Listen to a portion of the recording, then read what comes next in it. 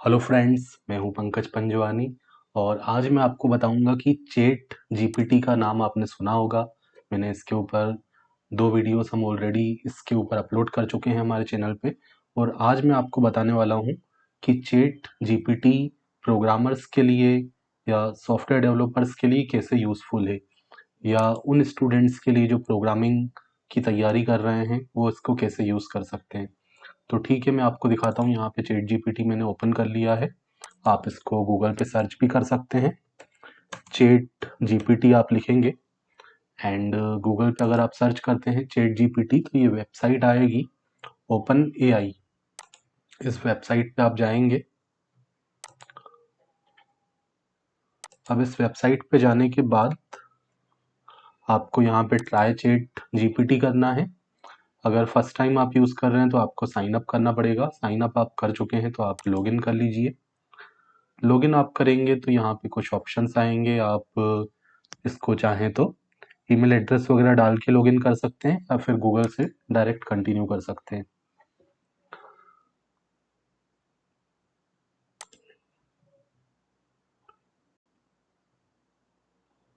ठीक है, तो यहाँ पे मैंने कंटिन्यू कर लिया एंड अब आप देखेंगे कुछ ये 2-3 चीज़ें हमसे पूछेगा। इसको मैंने डन कर दिया एंड उसके बाद यहाँ पे मोड होता है, आपको डार्क मोड में इसको रखना है या लाइट मोड में रखना है। एंड उसके बाद आप यहाँ पे जो भी क्वेश्चंस वगैरह इससे पूछेंगे उसका ये आंसर देगा। जैसे सबसे पहले मैंने लिखा हाय चैट जीपीटी। ठीक है, तो ये आपको आंसर देगा। इसने लिखा hello how can I assist you today. तो जो भी आप इसको मैसेज करते हैं ये उसका रिजल्ट आपको देता है। और ये जो रिजल्ट लाता है वो कहाँ से लाता है, वो गूगल से ही लाता है। मतलब जो डेटा डेटा ऑलरेडी अवेलेबल है गूगल पे वहीं से ये लाता है। लेकिन ये ट्रेंड होके लाता है, मतलब कुछ भी नहीं उठा के लाता। जो हम क्वेश्चन लिखते हैं उसके अकॉर्डिंग ये स्पेसिफिक डेटा फैच करता है एंड उसके अकॉर्डिंग रिस्पॉन्स करता है।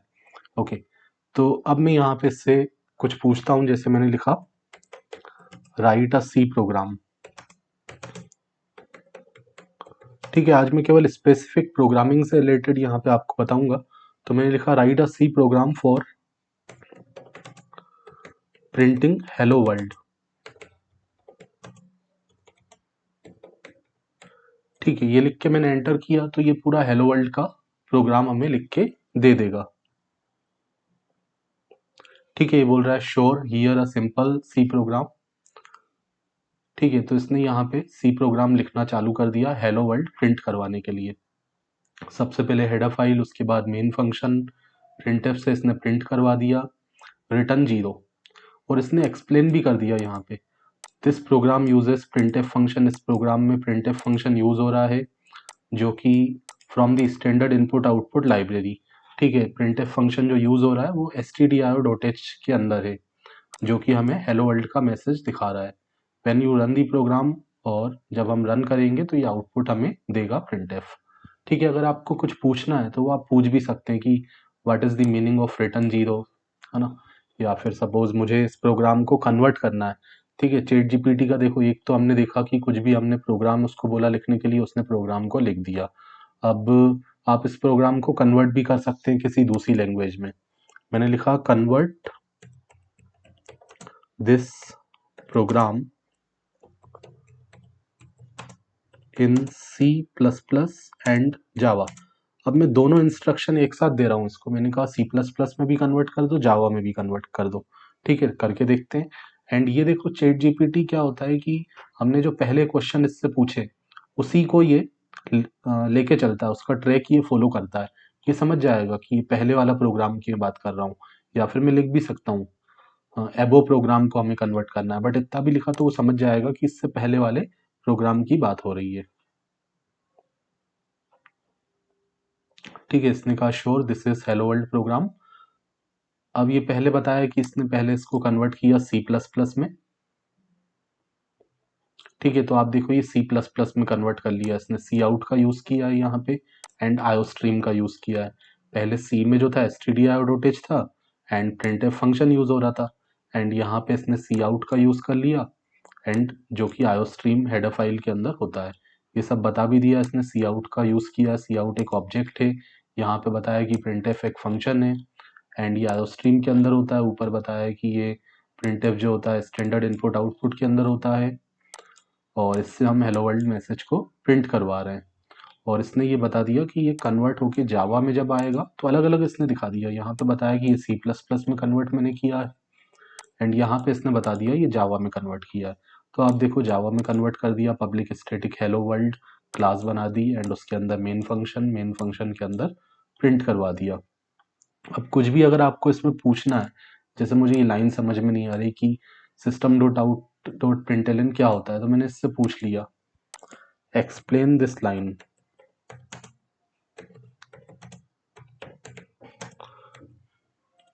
ठीक है, तो ये एक्सप्लेन कर देगा system dot out dot println क्या होता है। तो ये बता दिया in Java system dot out dot println is a method. ठीक है, प्रिंटलन क्या एक मेथड है जो write a string to the standard output stream, add a new line character भी देता है। ठीक है, प्रिंटलन आपको अगर पता हो तो ये सब कुछ सही बता रहा है। ठीक है, प्रिंट भी करता है, न्यू लाइन भी देता है और भी ये सारा सब कुछ बताते जा रहा है। सिस्टम डॉट आउट डॉट क्या है, ठीक है, सिस्टम डॉट आउट ऑब्जेक्ट, ये सब चीज़ें पूरी बताते जा रहा है। आप इसको आराम से पढ़ सकते हो बैठ के क्या क्या इसने लिखा है। एंड अगर आपको इसका रिस्पॉन्स कुछ अच्छा ना लगे तो आप इसको रीजनरेट भी कर सकते हो कि आपको समझ में नहीं आया, दूसरे शब्दों में मुझे बताओ। तो इसने बोला certainly in Java system dot out is a reference to the standard output stream which is usually the console. फिर println method is a member function of print stream class. ठीक है, तो ये पूरा डिटेल्ड वे में बता देगा।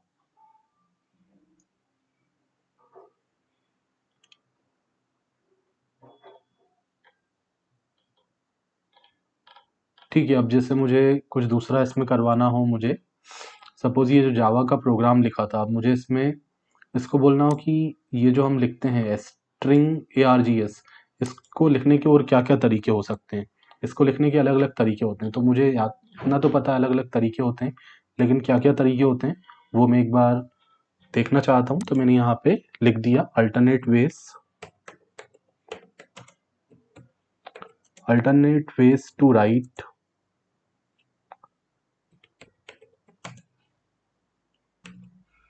string ARGS in Java। तो ये बता देगा इसको लिखने के और क्या क्या तरीके होते हैं। In Java, string ARGS parameter in the main method is used to pass command line argument। तो इसको command line argument पास करने के लिए यूज किया जाता है और इसने ये पहला तरीका बता दिया। string ARGS इस तरीके से भी लिखा जा सकता है। ठीक है, यहाँ पे आप देखो ब्रैकेट्स कहाँ पे थे, ब्रैकेट्स स्ट्रिंग के साथ थे, हम चाहें तो ब्रैकेट्स ARGS के बाद भी लगा सकते हैं। तो ये पहला इसने बताया, ब्रैकेट्स आप बाद में भी लगा सकते हो, दोनों ये वैलिड है, इंटरचेंजेबल हैं। और आप चाहो तो इस तरीके से भी लिख सकते हो, ये वेरिएबल आर्ग्यूमेंट वाला कंसेप्ट होता है, डॉट डॉट डॉट लगा के हम लिखते हैं। एंड उसके अलावा भी कुछ बताया गया। ठीक है, ये बताया, इससे भी आप लिख सकते हो, एग्जाम्पल भी ये कोड के फॉर्म में भी दे रहा है, इसको आप कॉपी भी कर सकते हो।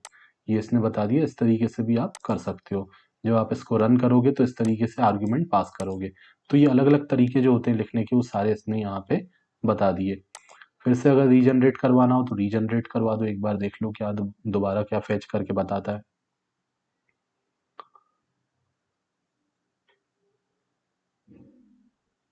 ठीक है, सम अल्टरनेटिव बता रहा है।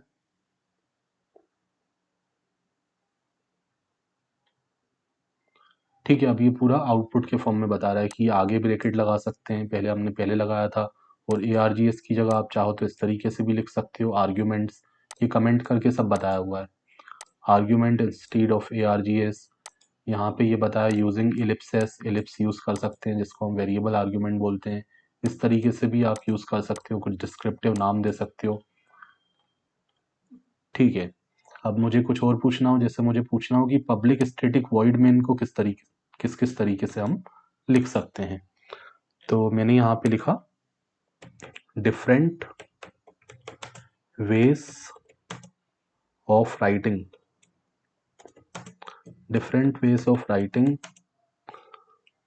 Public static void main ARGS।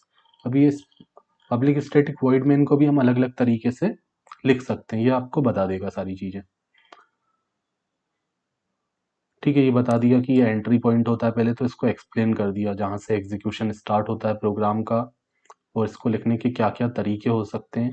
तो इसने बताया कि स्ट्रिंग को हम इस तरीके से इसको डॉट डॉट लगा सकते हैं। एंड यहाँ पे आपको देखो इसने बताया पब्लिक स्टैटिक वॉइड मेन की जगह हम स्टैटिक वॉइड मेन भी लिख सकते हैं। ठीक है, और यहाँ पे थ्रोस का भी यूज कर सकते हैं। तो बहुत सारे आपको इसमें चीजें पता चल जाएंगी। अगर आप एक प्रोग्रामिंग स्टडी कर रहे हैं तो आप देख सकते हैं, कुछ भी आपके मन में आए इससे आप पूछ सकते हैं।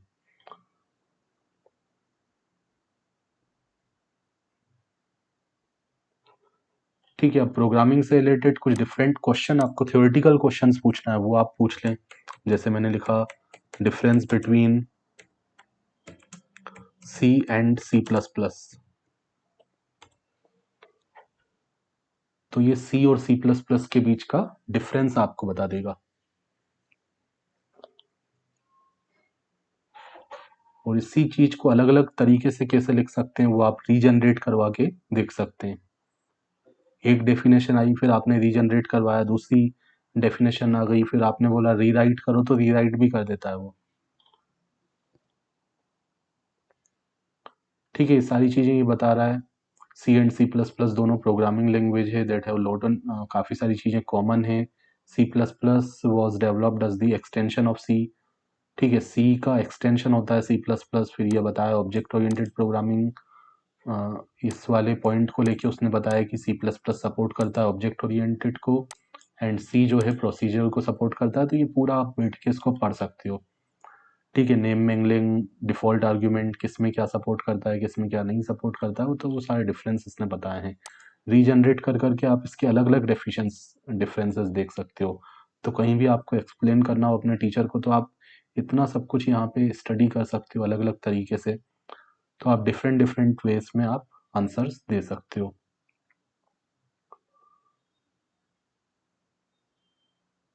ठीक है, हम चाहें तो प्रोग्राम की कॉम्प्लेक्सिटी भी कैलकुलेट कर सकते हैं, पता कर सकते हैं। जैसे इसको पहले टाइप कर लेने दो। अब इसने थोड़ा डिफरेंट वे में यहाँ पे बताया है। ठीक है, स्टॉप करना है इसको तो स्टॉप भी कर सकते हो। ये बहुत सारा लिखते जा रहा है यहाँ पे, बहुत सारे पॉइंट। अगर आप इसको बताओगे कि ओनली 5 लाइन में लिखो तो 5 लाइन में भी लिखेगा। ऐसा जरूरी नहीं है कि इतना सारा लिखवाना है, वो आपके ऊपर है। आपको कितना कंटेंट चाहिए वो आप बता सकते हो, उतना ही वो लिखेगा। ठीक है, अब जैसे मैंने यहाँ पे लिखा C program to print numbers between 1 to 10। ठीक है, मुझे एक ऐसा सी प्रोग्राम लिख के दो जिसमें 1 to 10 प्रिंट करवाया जाए। अब देखते हैं ये फॉर लूप यूज करके प्रिंट करवाता है क्या करता है। तो सी का programme stdio.h, header file use कर ली, मेन फंक्शन, एंड सिंपली इसने फॉर लूप का यूज करके 1 से 10 तक लूप चलाया, एंड प्रिंटफ का यूज करके आई को प्रिंट करवाते गया, और एक्सप्लेन भी कर दिया। फॉर लूप आइट्रेट करता है नंबर को 1 to 10, एंड प्रिंटफ उसको प्रिंट करवाता है, आउटपुट भी दे दिया। वाह, तो देखो सामने के सामने इसने आउटपुट भी दे दिया जो प्रोग्राम लिखा उसका। एंड अब मुझे इसकी कॉम्प्लेक्सिटी पता करना है। मैंने यहाँ पे लिखा कॉम्प्लेक्सिटी ऑफ एबो प्रोग्राम।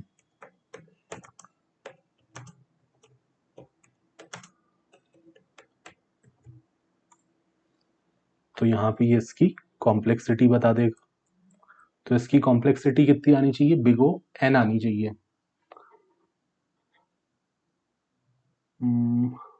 वैसे बिग ओ वन भी आ सकता है। ठीक है, इसको मैं रीजनरेट करवा, ओके देखो ये बताया है इसने। To program big O one आएगा इसका। The program to print number 1 to 10 is time complexity of big O n, where n is the number of integers which in case 10। अब अपने केस में ये 10 है value. The loop iterate 1 to 10 printing each number to the console since the number integer printed fix number. तो ये number अपने fix है, मतलब n नंबर्स नहीं है, ये फिक्स है कि 10 नंबर्स हैं, तो इसको बिग O वन बोलेंगे। एंड जैसे अगर मैं बोलूँ कि इसी को जैसे मैंने चेंज कर दिया, आप चाहो तो इसी में मॉडिफाई कर सकते हो।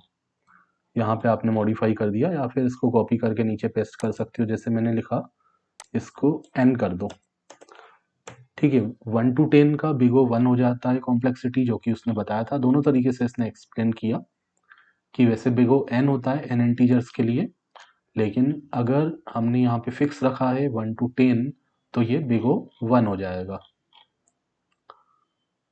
तो सेव एंड सबमिट, ठीक है। अब 1 to n मैंने कहा तो उसका प्रोग्राम ये बता देगा। पहले जो लूप एग्जीक्यूट हो रहा था वो अपने आप 1 से 10 तक एग्जीक्यूट हो रहा था। अब n लिखा मतलब नंबर यूजर से लेना है, तो ये यूजर से इसने नंबर लिया, एंटर नंबर स्कैनफ करके नंबर लिया, फिर n तक, 1 से लेके n तक इसने प्रिंट करवा दिया। अब इसकी मैं कॉम्प्लेक्सिटी देख लेता हूँ, तो इसकी कॉम्प्लेक्सिटी बिग O n होनी चाहिए, और लूप के अंदर जब लूप होता है तो n स्क्वायर होता है।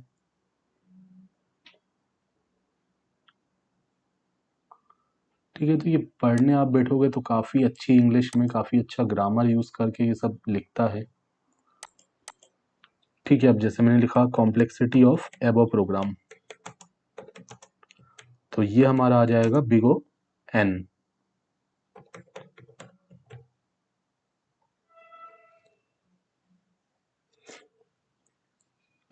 ठीक है, अब इसके बाद मैं आपको एक बहुत अच्छी चीज़ बताने वाला हूँ जो स्टूडेंट्स के लिए बहुत अच्छा है। जो स्टूडेंट स्टडी कर रहे हैं कोई भी प्रोग्रामिंग लैंग्वेज, तो उनके लिए काफ़ी एक अच्छी चीज़ मैं आपको अभी बताऊंगा। अब यहाँ पे आप देखो, कॉम्प्लेक्सिटी इसकी इसने बता दी बिग O n।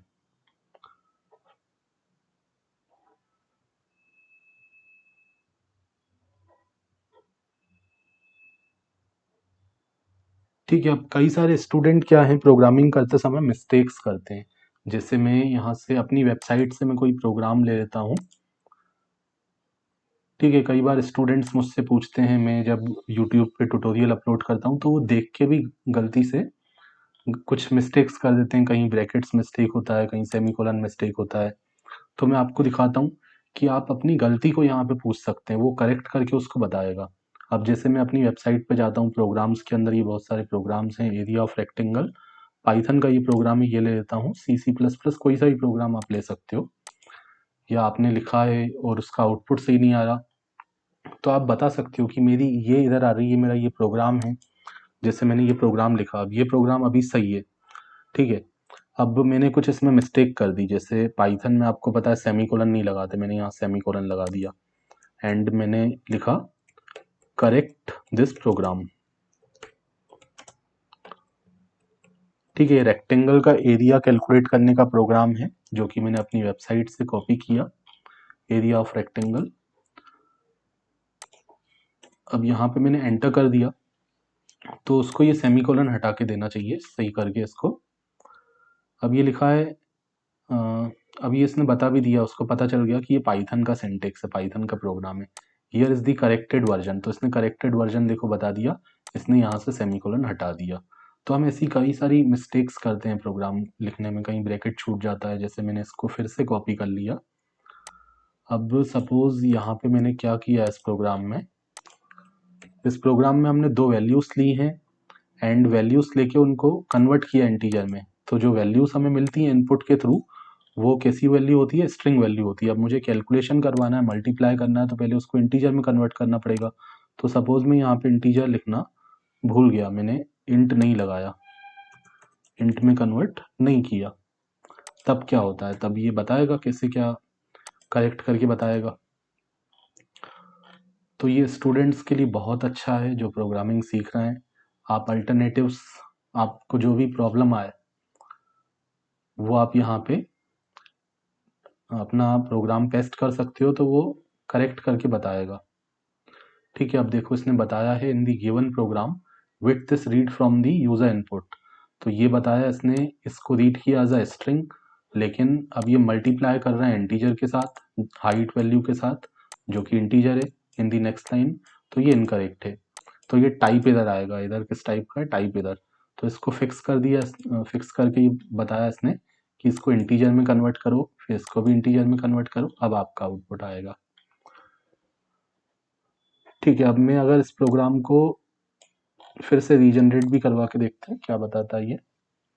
तो आप रीजनरेट कर करके भी देखो इसके और क्या अल्टरनेटिव हो सकते हैं। हाँ, अगर आप चाहते हैं इसी प्रोग्राम को कम लाइंस में लिखना है तो कम लाइन में भी कर देगा। ठीक है, ये बता दिया इसने।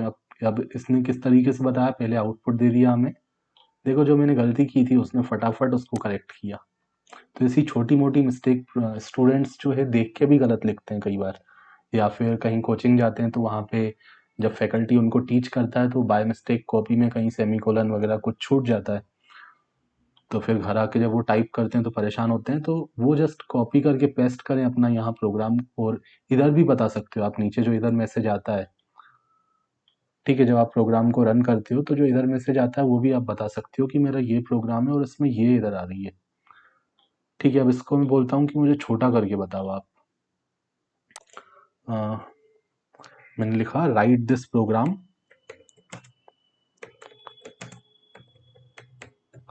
इन less lines, in few lines, less lines. आपका इंग्लिश कैसा भी हो उससे कोई प्रॉब्लम नहीं, ये समझ जाता है। तो ये शॉर्टर वर्जन बता दिया। अब देखो कितना छोटा कर देगा ये मेरे प्रोग्राम को। ऊपर देखो मैंने दो दो 4 लाइन यूज़ की है, तो ये कितनी लाइन में कर रहा है, 2 लाइन में इसने कर दिया। कैसे किया इसने, मैप फंक्शन का यूज़ किया। अब मैं 2 बार इनपुट फंक्शन को कॉल कर रहा था, अब इसने एक ही बार कॉल किया, एक ही बार बोला विड्थ और हाइट दोनों डाल दो, और यहाँ पे मैप का यूज़ कर लिया। मैप तो मुझे पता भी नहीं था, देखो मैप का यूज़ कर लिया इसने, मैप।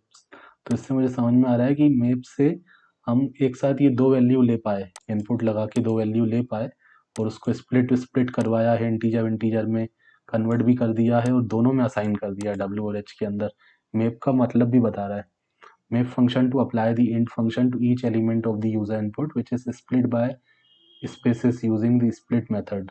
तो आप जो डेटा डालोगे स्पेस के साथ डालोगे, आपने 4 डाला स्पेस 5 डाला, तो उसको स्प्लिट करके अनपेक दी रिजल्टिंग वैल्यू अनपेक किया और डब्ल्यू और एच के अंदर असाइन कर दिया।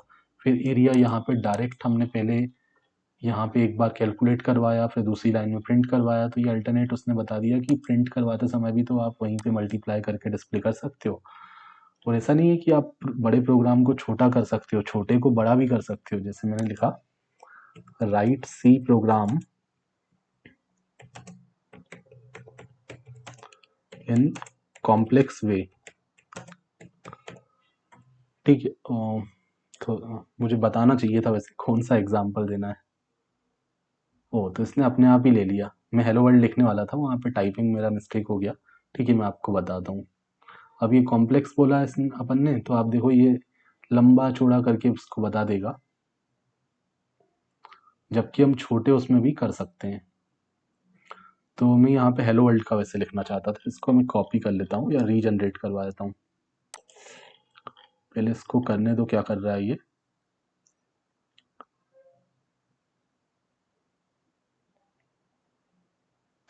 ठीक है, तो हम यहाँ पे सिंपल एक देख लेते हैं, हेलो वर्ल्ड का देख लेते हैं।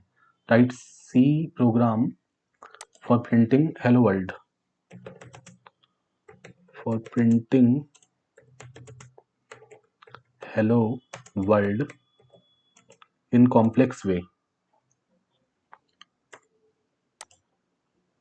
ठीक है, अब सिंपली तो हमें पता है, सबसे ऊपर मैंने दिखाया था आपको, जस्ट एक प्रिंटफ फंक्शन की जरूरत पड़ती है।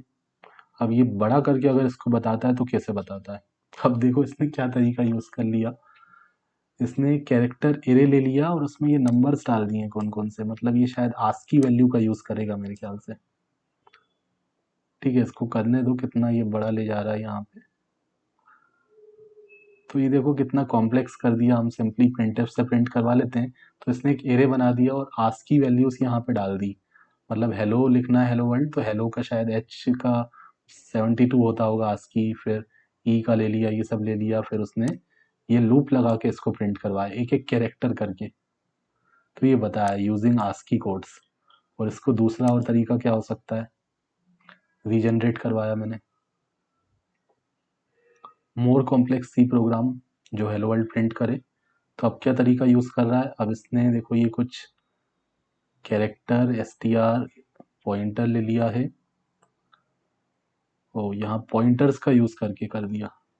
तो ये एक ही प्रोग्राम को अगर आप पूछो कि हेलो वर्ल्ड लिखने के 10 तरीके बताओ, तो ये दूसरा तरीका हो गया। तीसरा, एक तो सिंपल अपन लिखते हैं, फिर दूसरा अभी देखा, ये तीसरा देखा, फिर मैंने कहा एक और तरीका बताओ। एक्सप्लेन भी करेगा ये आपको, अलग अलग इसमें माइंड आपका मतलब लॉजिक्स आपके क्लियर हो जाएंगे कि ये तरीका भी हो सकता है। एक सिंपल प्रोग्राम को लेके चलो, हेलो वर्ल्ड को 10 तरीके से देखो कैसे कैसे बताता है ये। ठीक है, रीजनरेट कर करके एक ही प्रोग्राम को अलग अलग उसमें देखो। अब ये तो मेरा सेम ही लग रहा है वो वाला जो था। अब इसने कुछ थोड़ा अलग किया, यहाँ पे आई और एल str का यूज कर लिया। ठीक है, स्ट्रिंग की लेंथ पता कर ली और उस लेंथ तक इसने लूप को चलाया और पुट कैरेक्टर यूज कर लिया इस बार। ठीक है, देखो कितने अलग अलग तरीके हो सकते हैं। पुट कैरेक्टर 1 बाय 1 एक एक कैरेक्टर प्रिंट करवाता है। प्रिंट एफ की जगह पुट कैरेक्टर भी यूज कर सकते हैं एक कैरेक्टर को प्रिंट करवाने के लिए। तो ये आपको आइडियाज पता चलेंगे। str को यूज किया है तो string डॉट एच ऊपर हेडर फाइल भी उसने इंक्लूड की है, इसके लिए हमें लगानी पड़ती है str की लिए। फिर से रीजनरेट करके बताता हूँ। ठीक है, भले ही वीडियो बड़ा बन जाए लेकिन काफी मजा आ रहा है। जो जो मेरे दिमाग में आ रहा है ना वो मैं कर रहा हूँ यहाँ पे।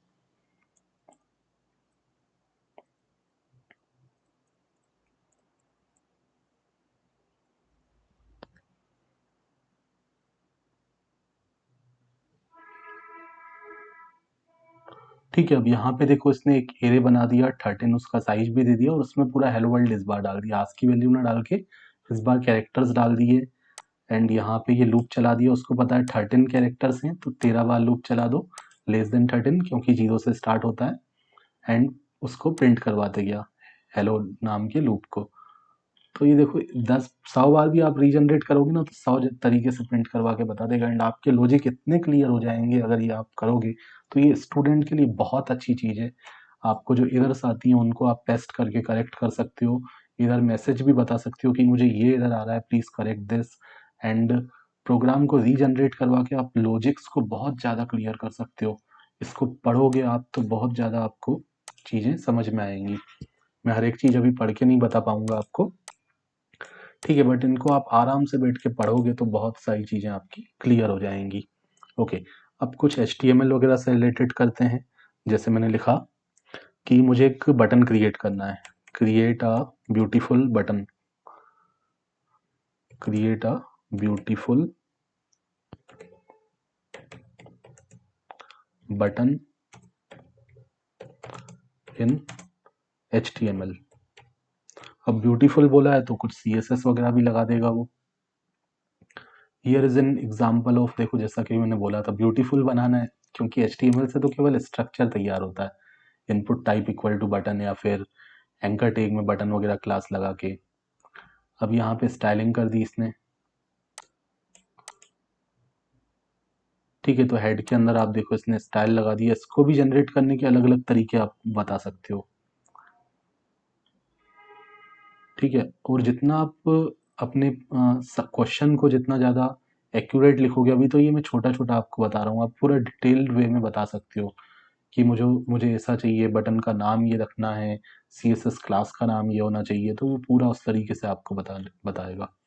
तो ये आप देखो इसने एक बटन यहाँ पे टैग ले लिया, बटन में ये क्लास लगा दी एंड उस क्लास को यहाँ पे पूरा डिफाइन कर दिया है CSS क्लास को कि उसका बैकग्राउंड कलर ये रहेगा, ये सब रहेगा। ठीक है, अब जैसे इसको मैं बोलता हूँ कि इसको रन करो, रन एबो प्रोग्राम।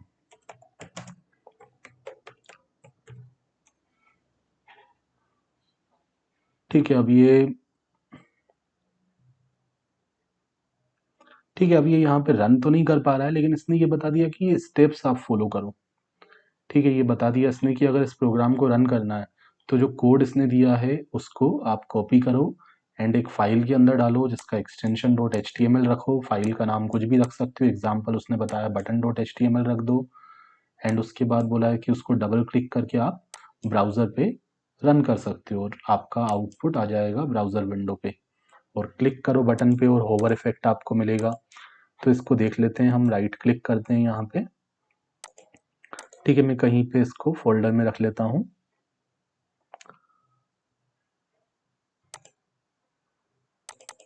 ठीक है, तो मैंने अपने सी फाइल के अंदर जाके एक टेक्स्ट डॉक्यूमेंट यहाँ पे क्रिएट कर लेता हूँ।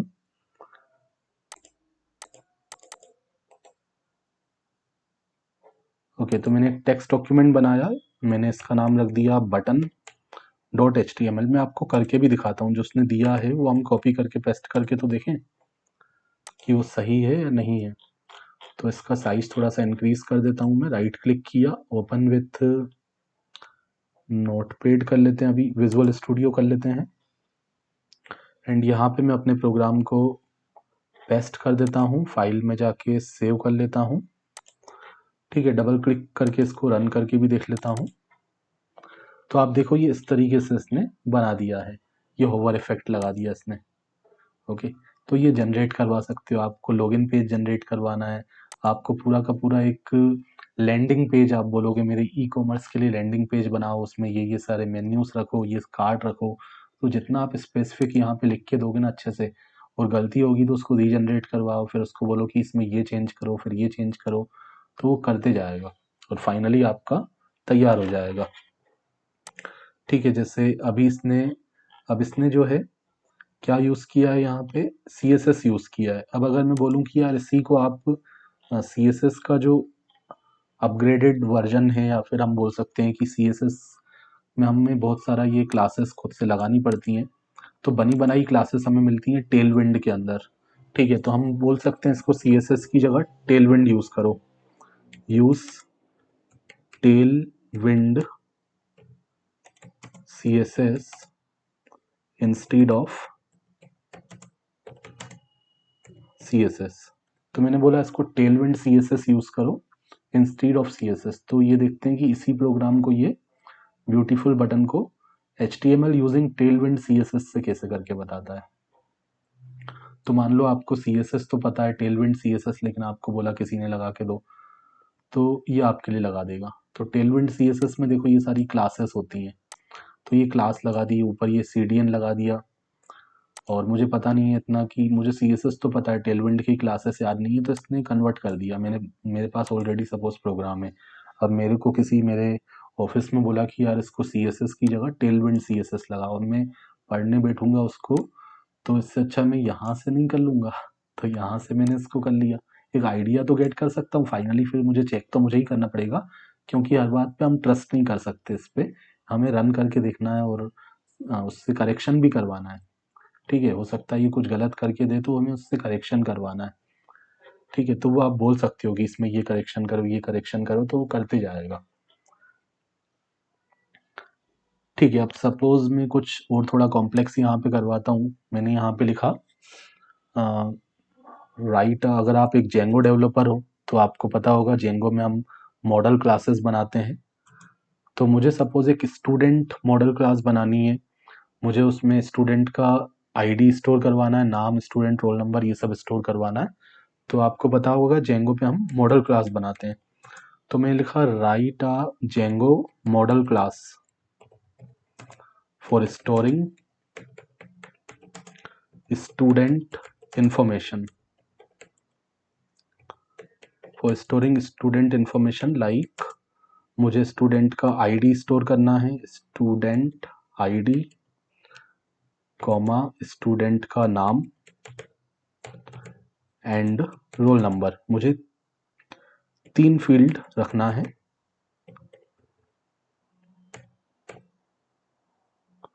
ठीक है, इतना मैंने बोला उसको। अब देखो ये क्या करता है। जेंगो अगर आपने नहीं पढ़ा है तो मेरे चैनल पे बहुत जेंगो के वीडियोस आपको मिलेंगे, तो इसीलिए मैं जेंगो का एग्जांपल यहाँ पे आपको दे रहा हूँ, क्योंकि मेरे जो सब्सक्राइबर्स होंगे वो मोस्टली जेंगो से रिलेटेड ही होंगे, क्योंकि हमारे चैनल पे जेंगो के बहुत सारे प्रोजेक्ट्स आपको मिलेंगे एंड बहुत सारे ट्यूटोरियल्स आपको मिलेंगे, और अपलोड भी हो रहे हैं रिसेंट में और भी।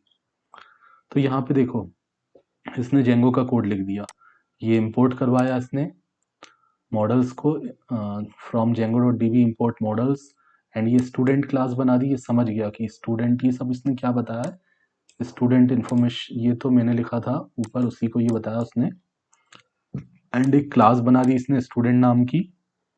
एंड देखो फील्ड्स के नाम भी कितने अच्छे से रखे हैं इसने अंडरस्कोर लगा के, student underscore ID, student underscore name, इसको कैरेक्टर फील्ड रख दिया, इसको कैरेक्टर फील्ड रख लिया, इसको रोल नंबर को इंटीजर फील्ड रख लिया।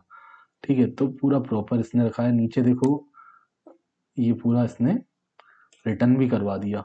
अब इसी को रीजनरेट करवाते हैं। अगर पूरा डिफाइन भी किया इसने क्या क्या किया है, रीजनरेट करवाते हैं किस तरीके से, दूसरे तरीके से ये करता है।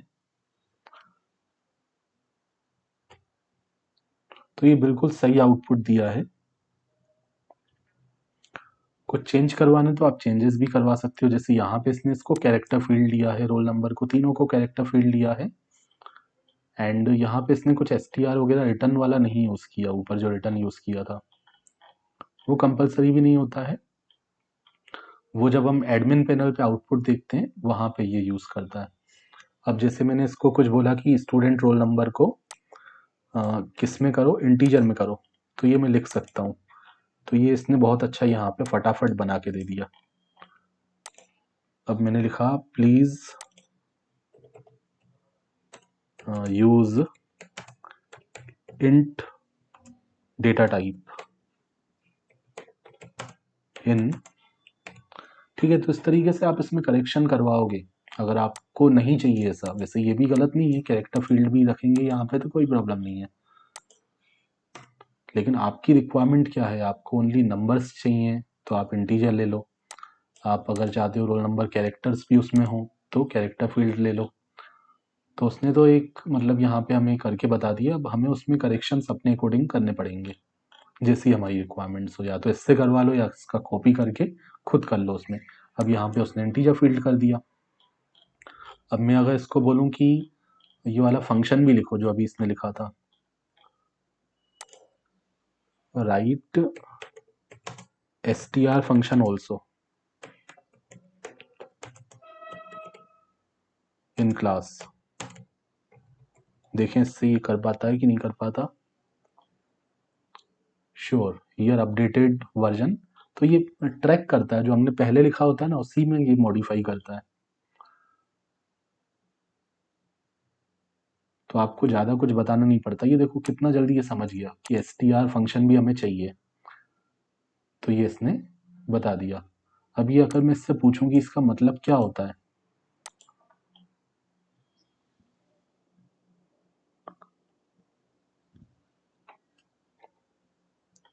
ठीक है, वैसे तो ये सारी चीज़ें बता रहा है। The model can be used to store student information in Django database. When the str method is called student object, it will return a string representation. अब ये string representation हमें रिटर्न करेगा। फिर से अगर मैं पूछना चाहता हूँ एक बार बता दो, वैसे ये कहाँ Django एडमिन इंटरफेस में हमें दिखाई देता है, बता ही दिया उसने, फिर भी मैं लिख देता हूँ एक्सप्लेन दिस।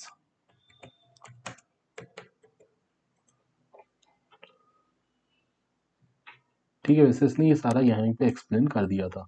अब ये बता दिया पाइथन में जो str होता है स्पेशल मेथड होता है to define how object should be represented as a string. तो ये सारी चीज़ें इसने ये बता दी। ये इसने एक जेंगो का एग्जांपल, वो सिंपल पाइथन का एग्जांपल लेके भी यहाँ पे हमें समझा दिया। तो प्रोग्रामर्स के लिए अपने लॉजिक्स को इम्प्रूव करने के लिए बहुत अच्छी चीज़ है, स्टूडेंट्स के लिए बहुत अच्छी चीज़ है जो प्रोग्रामिंग सीख रहे हैं। आप एक बहुत अच्छे डेवलपर बन सकते हो अगर आप इसका यूज़ करोगे। अल्टरनेट प्रोग्राम्स आप रीजनरेट करवा करवा के, जो मैं अभी कर रहा था हेलो वर्ल्ड का सी का प्रोग्राम, ठीक है, तो उससे आपका जो लॉजिक्स वो बहुत अच्छे क्लियर होंगे। अगर आप इन पूरा जो ये लिख के दे रहा है उसको आप रीड करोगे, प्रोग्राम को कॉपी करके रन करोगे, समझोगे कि ये किस किस तरीके से हमें आउटपुट क्या क्या लॉजिक्स, मतलब ऐसा नहीं है कि आप अभी क्या करते हैं स्टूडेंट, मतलब रट लेते हैं प्रोग्राम को, ठीक है, जो टीचर ने बताया उसको रट लिया। अब ये अल्टरनेट जब लिख के बताएगा ना तो आप पता चलेगा कि ऐसे भी कर सकते हैं, ऐसे भी कर सकते हैं। फिर आप अपने टीचर से बोलोगे सर इसको तो ऐसे भी कर सकते हैं, 2 लाइन में भी कर सकते हैं, इसको 10 लाइन में भी, 2 की जगह 10 लाइन में भी कर सकते हैं। तो आपका टीचर भी सोचेगा कि आपके लॉजिक्स जो हैं बहुत ज़्यादा क्लियर हैं। अब जैसे ये जो इसने लिखा है, ये तो इसने जेंगो का मॉडल क्लास बना दिया। अब जैसे इसको मैं बोलूँ कि इसको उसमें लिखो, किसमें, एसक्यूएल के फॉर्म में, right this in SQL query format. SQL query form.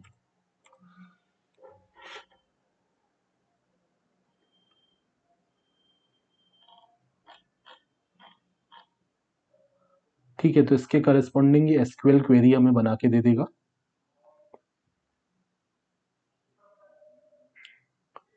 ठीक है, तो इसने बना के दे दिया कि एक टेबल बनाया स्टूडेंट नाम का, उसके अंदर आईडी फील्ड है, स्टूडेंट आईडी है, स्टूडेंट नेम है, स्टूडेंट रोल नंबर है। अगर मैं बोलूँ कि मुझे ये नहीं चाहिए तो इसको निकाल देगा वो।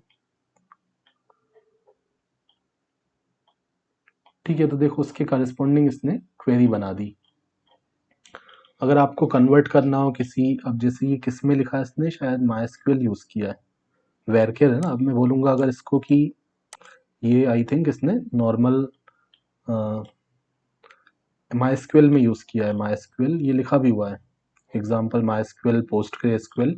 अब मैं इसको बोलूँ कि अगर इसको ओरेकल में करो, कन्वर्ट दिस, ज़्यादा डिफरेंस नहीं होता माइस्क्यूएल ओरेकल में, कन्वर्ट दिस इन ओरेकल।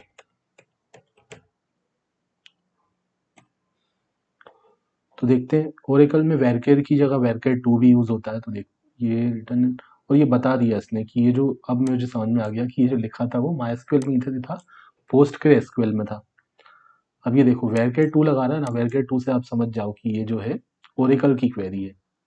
तो थोड़ा थोड़ा डिफरेंस होता है पोस्टग्रेसक्यूएल के सिंटेक्स में, माइस्क्यूएल में, एंड अपना ओरेकल का एसक्यूएल सिंटेक्स में।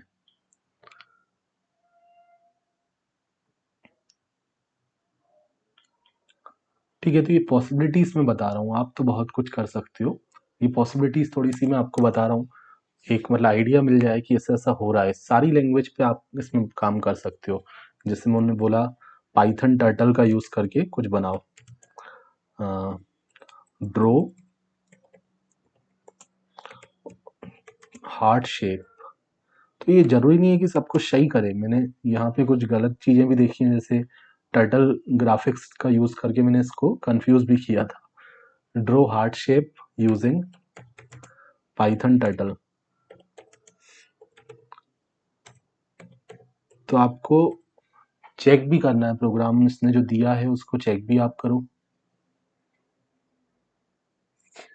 और ये हो सकता है 2 बार गलती करे, तीसरी बार कुछ और ज़्यादा अच्छा आउटपुट दे, तो आप इसको रीजनरेट करवाओ।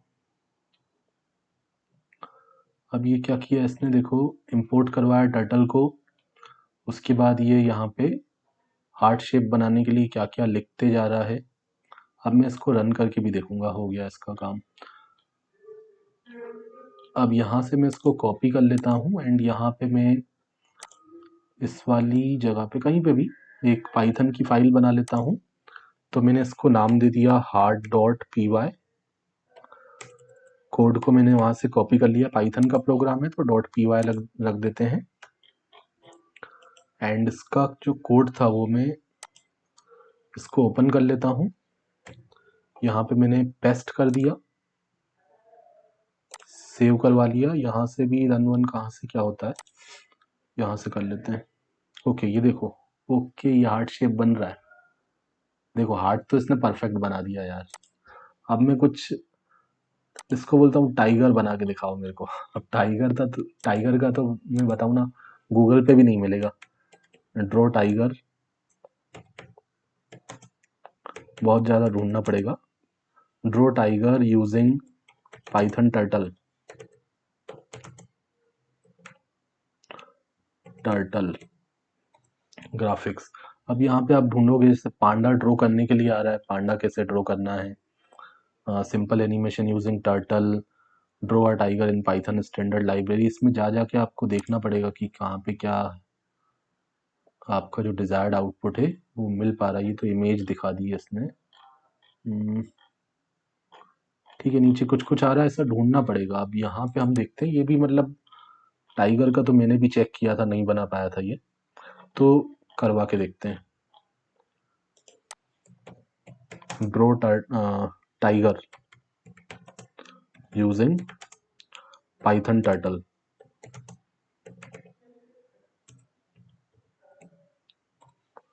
ठीक है, मैंने लिखा draw tiger using Python turtle.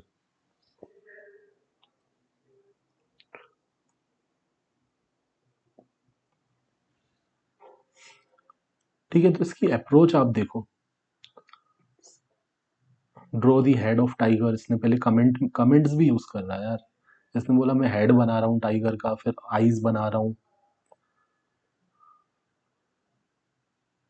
ठीक है, गो टू, पेन डाउन, सारे फंक्शन ये यूज करते जा रहा है। अभी हार्ट जो बनाया था उसको भी आप रीजनरेट करवा करवा के अलग अलग तरीके देख सकते हो कि इसके अलावा और क्या तरीका हो सकता है, या अलग अलग तरीके से कैसे शेप बनाएगा, वो सब अलग अलग बना देगा अगर आप उसको रीजनरेट करवाओगे। उसमें आप बोलोगे कि रेड कलर नहीं चाहिए मुझे हार्ट में, मुझे ब्लू कलर चाहिए, तो वो सब भी करेगा वो। हार्ट में अगर वो जो तीर वाला सिंबल होता है या ब्रोकन हार्ट बना दो तो वो भी बना देगा।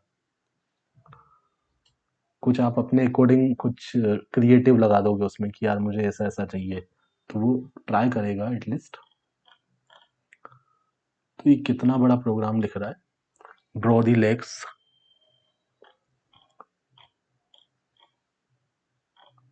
तो आपको चेक जरूर करना है, ऐसा मतलब हम बिलीव नहीं कर सकते कि 100% एक्यूरेट है, करेक्ट है।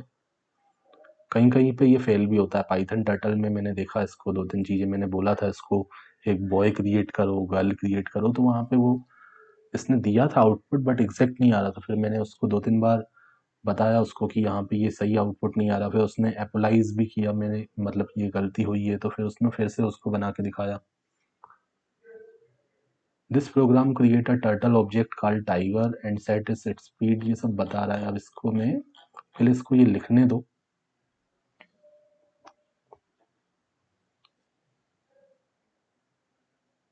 ठीक है, इसने ये लिख लिया, अब मैं इसको कॉपी कर लेता हूँ।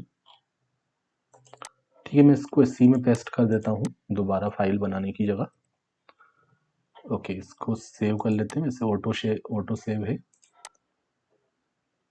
रन करते हैं। ठीक है, तो अब ये देखो टाइगर का कैसे बना रहा है इसने, ये हेड वेड बनाया, आइस वाइस बनाई, और आइस एक बाहर जा रही है हो। तो ये किस तरीके से टाइगर बना रहा है, फिर इसने ये सब क्या क्या बना रहा है। तो देखो टाइगर ये सही से नहीं बना पा रहा, तो इतना इसने आउटपुट दिया है हमें।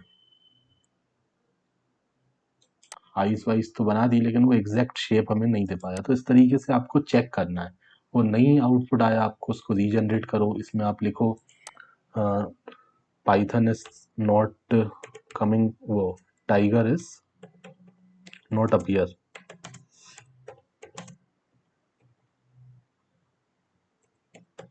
प्रॉपरली।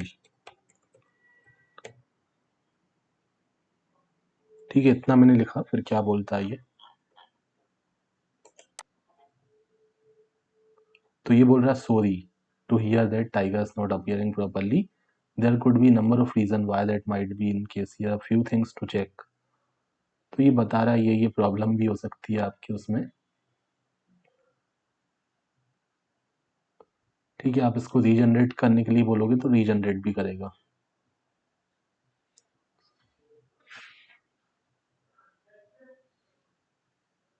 ठीक है, री राइट दिस कोड अगेन।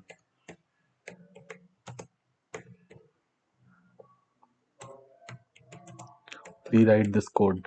तो इस तरीके से आप उसको री राइट करवा सकते हो। तो ये बोल रहा है ओके, तो ये प्रीवियस मैसेज को ले रहा है, तो मैंने इसको लिखा,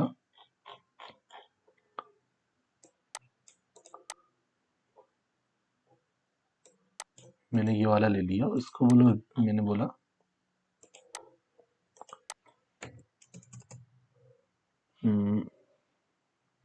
ठीक है, फिर से यही दे दिया, तो अब वो डिफरेंट वे में करेगा उसी को।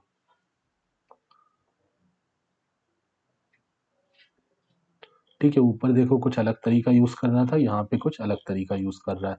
तो इस तरीके से बार बार आप उसको बोलोगे यहाँ पे ये सही नहीं आ रहा, तो जितना स्पेसिफिक आप उसको बताओगे ना, तो उसके अकॉर्डिंग ये आंसर देगा।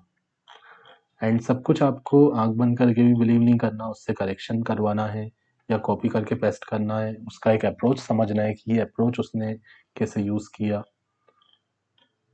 एंड फिर उसके अकॉर्डिंग आपको चेंजेस भी करने हैं।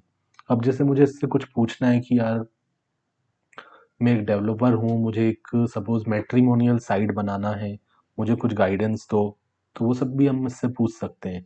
कौन सा पेमेंट इंटीग्रेशन अच्छा रहेगा, मैं अपनी वेबसाइट पे ट्रैफिक कैसे लाऊं। ठीक है, चलो ये लिखने दो या फिर स्टॉप करवा लेते हैं, इसको स्टॉप कर दो यहीं पे। अब हमें दूसरा काम करने दो। तो मैंने लिखा I want to create a matrimonial site, और मैंने लिख दिया give me some already created names, already created sites name. ठीक है, जैसा भी आप लिखोगे, ऐसा नहीं है कि प्रॉपर इंग्लिश लिखो, जितना प्रॉपर होगा तो उतना प्रॉपर आउटपुट तो आएगा ही। ठीक है, ये बता रहा है कि ये एक्सेस नहीं करेगा उनको। Easily find popular matrimonial site, ये बता रहा है गूगल का यूज करके आप कर सकते हो। फिर भी इसने दिया है कुछ पॉपुलर मैट्रिमोनियल साइट्स के नाम, शादी.com, भारत मैट्रिमोनी, जीवन साथी, मैट्रिमोनियल इंडिया। ठीक है, ये कुछ कुछ इसने बताया है। रीजनरेट करवाते हैं इसको। ठीक है, तो ये बोल रहा है मैट्रिमोनियल साइट्स के नाम नहीं बताएगा।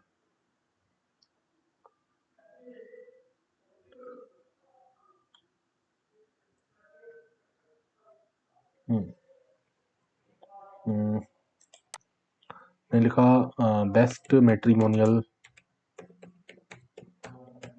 Sites name, matrimonial sites.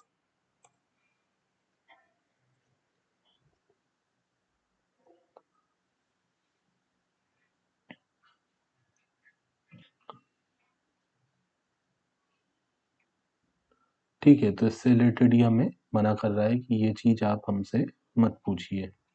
वैसे ऊपर इसने नाम दिए थे, या फिर मैं इसको पूछ, ये बता दिया इसने, देखो some well known matrimonial sites, ये इसने लिस्ट कर दिया, सिंपली मेरी, कम्युनिटी मैट्रिमोनी।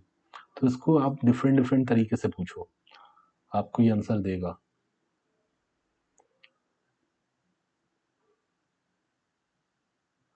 ठीक है, आप ये बोल रहा है कि आप इसमें अच्छे से इसको सिलेक्ट करो कौन सा आपको चाहिए, कौन सा मैट्रिमोनियल आपको यूज़ करना है। ठीक है, बट मुझे डेवलपमेंट पर्पस के लिए मैं इसको ये पूछ रहा था। अब सपोज मैंने पूछा विच पेमेंट इंटीग्रेशन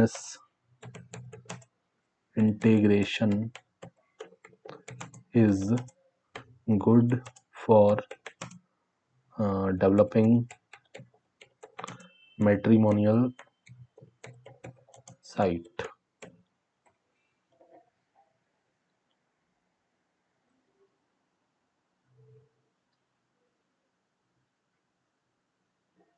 तो इसने ये सब बता दिया।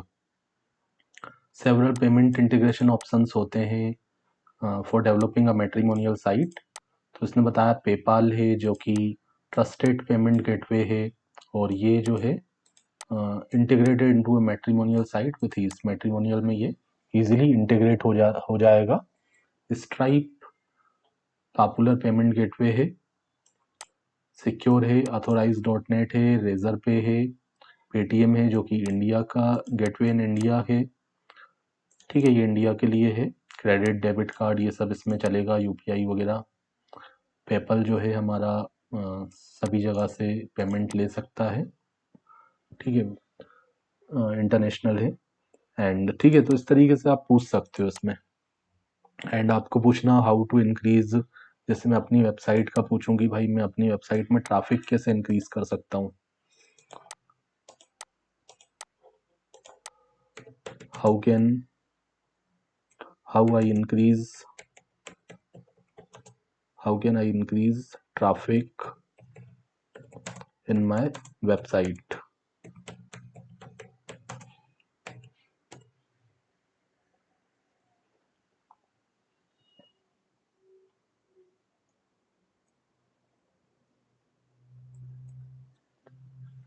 तो इसने ये पूरा बता देगा। एसईओ के बारे में इसने बताया, ये बता रहा है कि ये स्ट्रेटेजीज हो सकती हैं।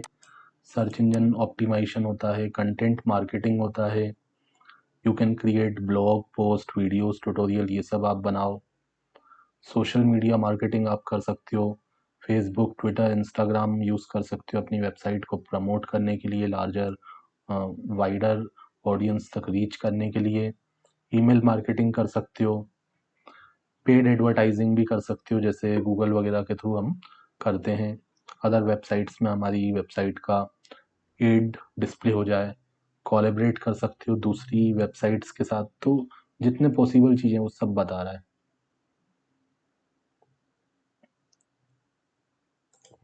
ठीक है, अब मैंने पूछा कि I want to create matrimonial site, give me some guidance.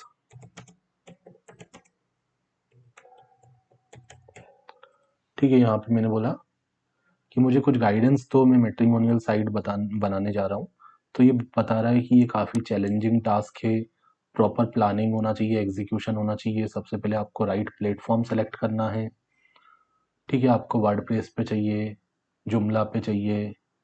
ठीक है, किस पे आपको बनाना है, define your target audience, focus on user experience, include security features, SSL वगैरह। ये सब बता रहा है कि ये सब चीज़ों का आपको ध्यान देना पड़ेगा। 2 factor authentication, secure payment gateway हो, create a strong brand, implement monetise strategies, test and improve one your site is up and running. ठीक है, एक बार आपकी साइट अप हो गई तो उसको इम्प्रूव करना पड़ेगा, टेस्ट करने पड़ेंगे। इसमें कुछ और रीजनरेट करवा के देखते हैं और क्या बताता है।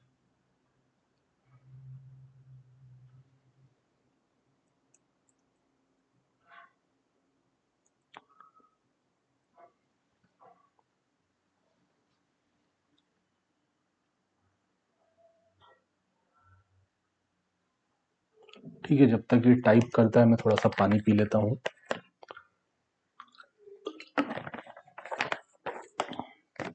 ठीक है, तो इसको स्टडी करते जाते हैं। तो ये सब बताया इसने। Define the objective and target audience before starting the development of matrimonial site. It is essential to understand the objective. पहले हमें ऑब्जेक्टिव को पता करना पड़ेगा, टारगेट ऑडियंस को पता करना पड़ेगा। राइट टेक्नोलॉजी मतलब पाइथन, PHP क्या हम यूज़ करें, Node.js वगैरह क्या यूज़ करना है वो सेलेक्ट करना पड़ेगा। डिज़ाइन करो पहले, फिर उसके बाद वेबसाइट, फिर इम्प्लीमेंट करो फीचर्स, जैसे कि यूज़ फ्रेमवर्क लाइब्रेरी, ये सब 8 security measures, SSL, 2 factor authentication, test and launch करो, प्रमोट करो उसके बाद। तो ये सारी चीज़ें उसने बता दी, गाइड हमें कर दिया। अब उसके बाद सपोज मैं कुछ और इससे थ्योरेटिकल अगर कुछ पूछना चाहता हूँ, जैसे मैंने लिखा right abstract for hospital management system project. ठीक है, अगर आप एक स्टूडेंट हो, आप प्रोजेक्ट वगैरह क्रिएट करते हैं, उसके लिए आपको एब्स्ट्रैक्ट लिखना है, एक सिनॉप्सिस तैयार करनी है, तो इससे आप करवा सकते हो। करवा के अपने अकॉर्डिंग मॉडिफाई कर सकते हो, आइडियाज ले सकते हो, अलग अलग तरीके से इसको रीजनरेट करवा के उसको बोल सकते हो कि इसको रीराइट करो या रीजनरेट करवा के आप एक। अब देखो ये इतना सारा इसने लिख दिया। अब मैं अगर इसको बोलूँ कि इसी चीज़ को 5 लाइन में लिखो, ठीक है, इसको मैं कॉपी कर लेता हूँ। अब ये सब इसने बता दिया। इसने the hospital management system is a software application that manage day to day activities, purpose ये है, ये सब बताया बहुत सारा। अब मैं बोल रहा हूँ इसको right abstract for hospital management system in 5 lines. ठीक है, तो ये 5 लाइन में ही अब आपको बताएगा। Web based software application that manages day to day activities and interaction of a hospital. It provide comprehensive solution for managing patients. तो अब देखो इसमें लाइन्स अगर मैं काउंट करूँ, ये फर्स्ट लाइन यहाँ तक है, सेकंड लाइन यहाँ तक है, थर्ड लाइन यहाँ पे है, फोर्थ लाइन आई थिंक 4 में ही कंप्लीट कर दिया इसने। देखो ये फर्स्ट, देन सेकंड, फिर थर्ड, और ये 4 से 5 लाइन में इसने कंप्लीट कर दिया। ओके, ठीक है। अब जैसे मैं कुछ कोडिंग की और बात करूं, जेंगो की थोड़ा और बात कर लेते हैं। मैंने लिखा राइट लॉगिन व्यू। ठीक है, लॉगिन का जो लॉजिकल कोड हम लिखते हैं व्यूज के अंदर, वो मुझे लिख के बताओ। राइट लॉगिन व्यू कोड इन जेंगो।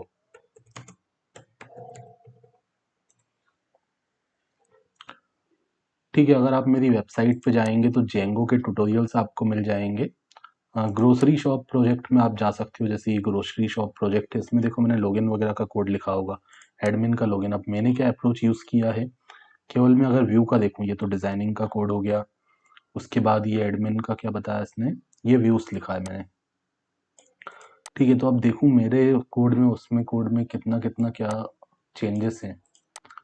तो ये इसने लिख दिया, देखो देखो जैसा जैसा मैंने लिखा है ना, कई सारी चीज़ें वैसे ही दिखेंगी आपको। देखो इसने क्या किया, यूज़र नेम पासवर्ड गेट किया एंड उसके बाद अथेंटिकेट करवाया। ऊपर इसने ये इंपोर्ट करवा दिया अथेंटिकेट को, लॉगिन को, रेंडर को, रीडायरेक्ट को। अगर आप एक जेंगो डेवलपर हो तो आपको बहुत इजीली समझ में आएगा यहाँ पे क्या लिखा है।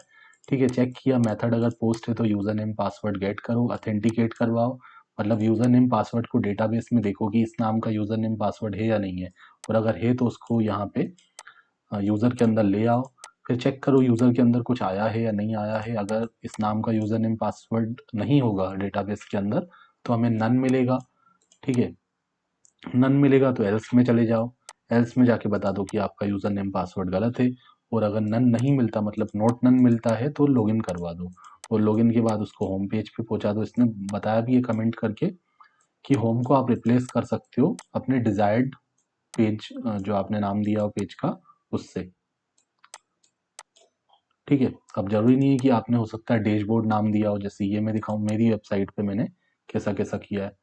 ये मैंने यूज़र नेम पासवर्ड गेट किया, फिर अथेंटिकेट करवाया जैसा वहाँ पे उसने किया है, फिर मैंने इस तरीके से चेक किया यूज़र डॉट एस स्टाफ, और उसने चेक किया नन वगैरह करके चेक किया उसने। फिर ये लॉगिन फंक्शन को कॉल किया ताकि जो सेशन है वो स्टार्ट हो जाए। फिर मैसेज भी मैंने डिस्प्ले करवा दिया, और अगर ये नहीं होता है तो इनवैलिड का मैसेज लगभग वैसा ही, और रीजनरेट करवाओगे अलग अलग तरीके आपको ये बताएगा। सिमिलरली अगर मैं बोलूँ लॉग आउट के लिए बताओ,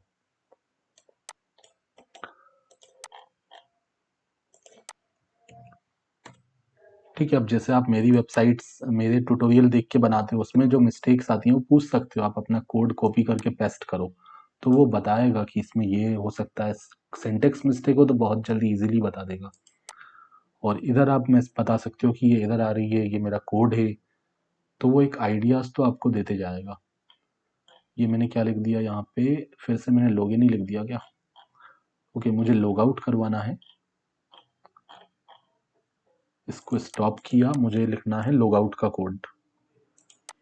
तो मैं अपनी वेबसाइट पे भी आपको दिखाता हूँ, मैंने भी यूज़ किया होगा लॉग आउट का। देखो मेरी वेबसाइट पे अगर जाते हैं तो ये आप देखो यूज़र लॉग आउट।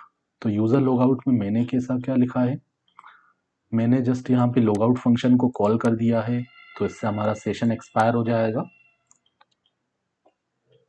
एंड यहाँ पे देख रहे हैं इसने क्या किया है, थोड़ा सा साइज बड़ा करूँ, इसने भी देखो वही किया है, थोड़ा सा साइज कम करना पड़ेगा। ठीक है, तो लॉग आउट देखो इसने ये रेंडर करवाया, रीडायरेक्ट और सॉरी इंपोर्ट करवाया, रेंडर और रीडायरेक्ट को इंपोर्ट करवाया लॉग आउट को। तो लॉग आउट फंक्शन को यहाँ पे इसने कॉल किया, जैसा कि मैंने किया अपनी वेबसाइट में, लॉग आउट फंक्शन को कॉल किया। ये तो फंक्शन का नाम है जो भी आपको रखना हो। यहाँ पे इसने लॉग आउट व्यू नाम रख दिया है, मैंने लॉग आउट यूज़र नाम रख दिया है। तो नाम कुछ भी रख सकते हो, ये जरूरी है लॉग आउट फंक्शन आप यूज़ करोगे उसके अंदर रिक्वेस्ट पास करोगे, जैसा कि यहाँ पे मैंने किया है। फिर मैंने एक मैसेज भी दिखा दिया है कि लॉग आउट हो गया सक्सेसफुली, एंड रीडायरेक्ट करवा दिया मेन पेज पे, इसने रीडायरेक्ट करवा दिया होम पेज पे। आप रिप्लेस कर सकते हो आपका जो भी, जहाँ पे भी आपको रीडायरेक्ट करवाना हो वहाँ पे। ठीक है, आपको HTML वगैरह का यूज़ करके कुछ ड्रॉ करवाना है वो भी आप कर सकते हो, जैसे मैंने लिखा draw heart shape using HTML CSS। React पे कुछ करना है वो आप कर सकते हो। आपको पूरा लैंडिंग पेज तैयार करना है, पूरी वेबसाइट भी हम बना सकते हैं, बस आपको क्रिएटिव होना पड़ेगा। ठीक है, आपको अगर पूरी वेबसाइट बनानी है, जैसे एक पेज बनाना है, सबसे पहले आपने बोला मुझे नेविगेशन बना के दो, फिर आपने सपोज कैरोजल बनवा लिया, फिर आपने कुछ कार्ड्स वगैरह बनवा लिए, फिर फुटर बनवा लिया। तो इस तरीके से धीरे धीरे आपकी पूरी वेबसाइट बनती जाएगी, उसमें ये करेक्शन कर दो, ये करेक्शन कर दो, तो उसको लेके चलेगा, उस हिसाब से आपका ये बनाते जाएगा। अब देखो ये हार्ट का शेप बनाया, इसको देखें कैसा क्या बनाया, सही बनाया गलत बनाया। कॉपी कर लेता हूँ। ठीक है, कॉपी करके मैं यहाँ पे जो HTML वाला हमारा था उसी में पेस्ट कर लेते हैं।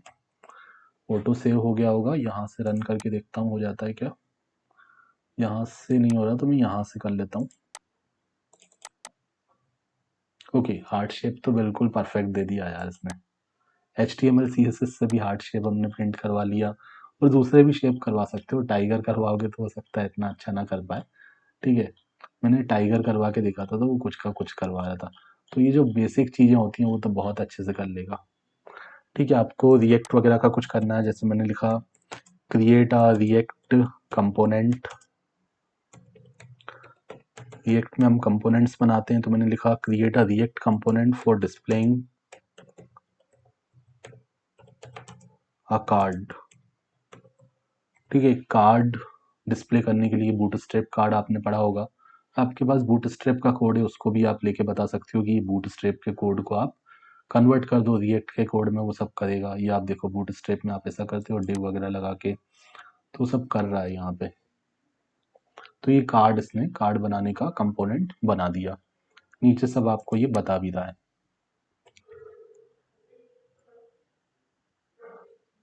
तो आई होप कि आपको काफ़ी कुछ समझ में आया होगा कि प्रोग्रामिंग के लिए काफ़ी एक अच्छी चीज़ है चैट जीपीटी। बहुत कुछ आप यहाँ पे सीख सकते हो, स्टूडेंट के लिए तो बहुत ही अच्छा है। आप यहाँ अपनी सिनॉप्सिस जनरेट करवा सकते हो, प्रोजेक्ट की रिपोर्ट्स के लिए डेटा गेट कर सकते हो कि मुझे एब्स्ट्रैक्ट बना के दो, इसके क्या एडवांटेज है, क्या डिसएडवांटेजेस हैं, पाइथन प्रोग्राम को रन कैसे कर सकते हैं। ठीक है, और भी जो बिब्लियोग्राफी वगैरह सब जो आप बनाते हो वो सब बना सकते हो। एंड प्रोग्राम को अलग अलग वे में जो लिख सकते हो, एक ही प्रोग्राम को अलग अलग लैंग्वेजेस में कैसे लिख सकते हैं। ठीक है, तो बहुत अच्छा है, आप इसको ट्राई करो। एंड ये वीडियो को आप ज़्यादा से ज़्यादा लोगों तक शेयर करो, ताकि जितने भी स्टूडेंट्स हैं जो प्रोग्रामिंग सीख रहे हैं वो एक गाइडेंस ले सकें इस वीडियो से। एंड मैं चैट जीपीटी की और भी वीडियो बनाऊंगा कि चैट जीपीटी को अदर चीज़ों में कैसे यूज़ करते हैं। जैसे मैंने एक वीडियो बनाया था जिसमें मैंने बताया था आर्टिकल राइटिंग में, ब्लॉग पोस्टिंग में कैसे, ब्लॉग राइटिंग में कैसे यूज़ कर सकते हैं, नोट्स क्रिएशन में कैसे यूज़ कर सकते हैं। आगे मैं और बताऊंगा कि और अलग अलग फील्ड्स में आप कैसे इसको यूज़ कर सकते हो। तो बने रहिए मेरे चैनल के साथ एंड ज़्यादा से ज़्यादा लोगों के साथ शेयर कीजिए। Thanks for watching.